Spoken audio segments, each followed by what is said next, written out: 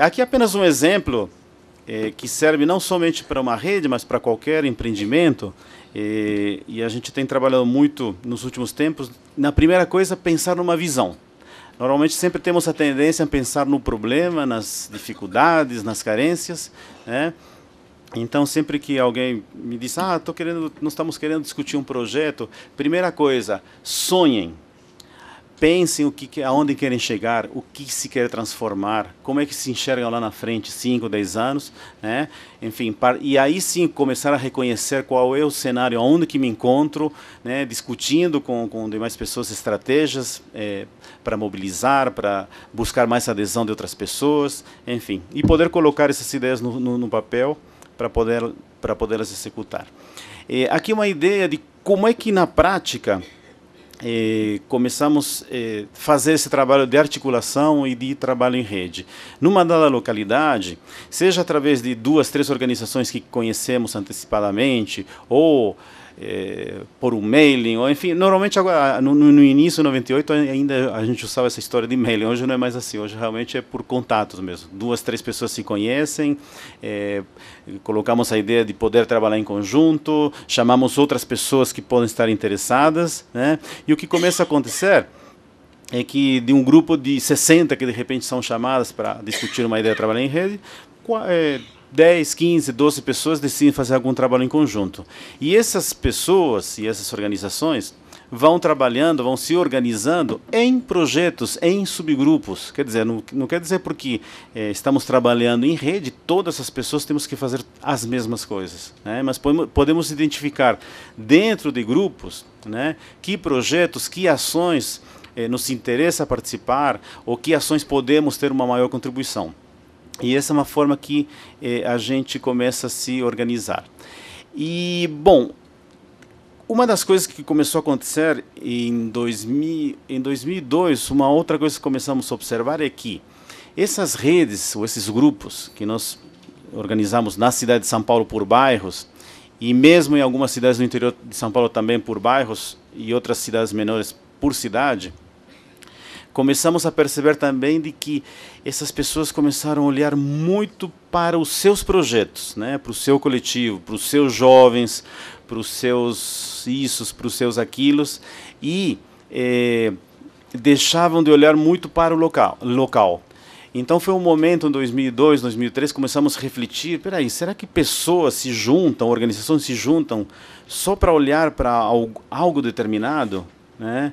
E o local, e aí começamos a perceber de que uma comunidade somos todos nós, independente, agora volta a questão, se é do setor público, se é do setor privado, se somos do que convencionamos chamar de área social, no fundo somos todos pessoas. E como pessoas queremos, em última instância, viver melhor e conviver melhor. Daí que começamos a pensar nesse conceito em relação ao desenvolvimento local. O que seria desenvolvimento local? Uma primeira coisa, eu quero viver melhor e conviver melhor no local onde eu estiver. E esse é um desafio que começamos a colocar então para as redes. Como é que a gente pode olhar mais para o local, mais para a comunidade e não somente para os nossos projetos? Daí que a gente diz que para conseguir isso, obviamente, a gente precisa de um pacto local, né, entre os diversos setores, né, e um pacto que promova o crescimento econômico. Eu não estou falando de desenvolvimento agora econômico, mas estou falando que promova o crescimento econômico para que facilite, para que promova o desenvolvimento social. E quando falamos de desenvolvimento social, estamos falando de pessoas, ok? Como que promover o desenvolvimento das pessoas, que a gente acaba esquecendo, acaba colocando um monte de nomes que vão surgindo e nos esquecemos um pouco das pessoas. Passamos então a trabalhar a partir de 2004 com essa conceituação. Algumas diferenças que a gente começou a colocar entre desenvolvimento e crescimento, ou seja, desenvolvimentos passamos a chamar a essa parceirização, a essa possibilidade de pessoas em conjunto realizarem coisas, fazerem vibrar um local e fazerem acontecer coisas boas, né? Crescimento, a gente tem ouvido muito falar. Tem ouvido? Não, ouve todos os dias, né? Jornal Nacional, o país está crescendo pouco, o país está crescendo muito, o mundo, a China está crescendo assim, aquele país está crescendo assado. Se a gente olhar para os anos 80, época da ditadura, em que o país crescia 10% ao ano, né, a gente diria, nossa, mas que maravilha. No entanto, aquela época foi o momento que mais aumentaram as diferenças entre pobres e ricos. Portanto, o crescimento econômico por si só não garante uma distribuição, não garante uma justiça social. Por isso a gente tem que começar a prestar um pouco mais de atenção, né, e ver o que valora em termos quando a gente fala em crescimento e em desenvolvimento. Aqui um exemplo, um estudo do Putman, um americano. Ele fez um estudo da Itália e ele observou que aí na região norte, onde está mais escurinho, mais em cinza, que existia mais organizações, mais sindicatos, mais cooperativas, mais igrejas, mais grupos reunidos, o que ele chamou de mais civismo.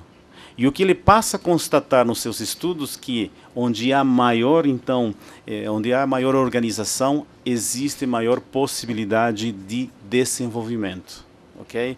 E por isso que eu trago essa importância, essa questão sempre venho insistindo, a importância da rede, a importância das pessoas trabalharem em grupos, a importância da gente criar capital social para fomentar coisas boas.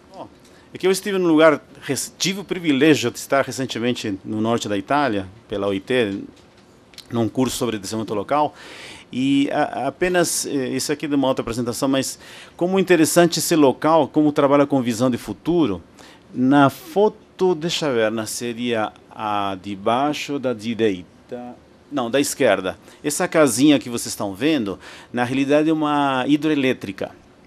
E essa região norte da Itália, que está do lado da Áustria. Aliás, é uma comunidade que era um território que pertenceu à Áustria, que ela perdeu ou cedeu na época da guerra, em 1917.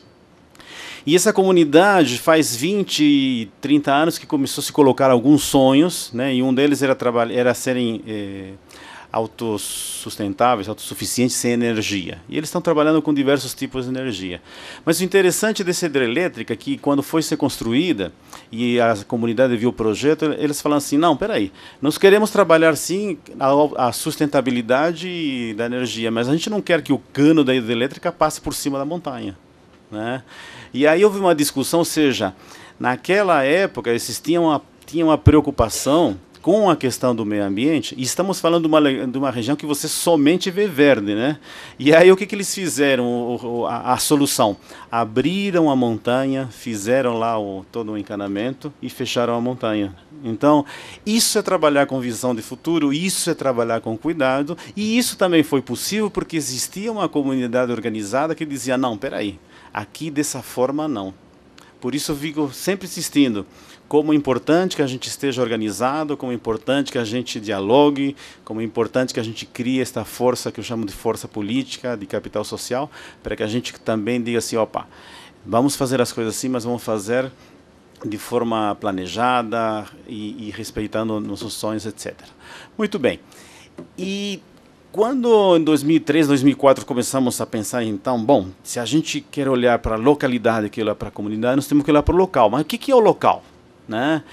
E aí vem a primeira ideia de local, que todos nós temos, que é o território, né? A gente costuma dizer assim, que o território é o espaço normatizado, né, por leis, seja uma cidade, seja um bairro, mas começamos a pensar também que o local é um lugar onde a comunidade faz acontecer alguma coisa. Então, às vezes, um território, um local determinado não precisa ter um nome, mas pode ter um conjunto de pessoas que fazem alguma coisa acontecer naquele espaço, que também passa a ser um local.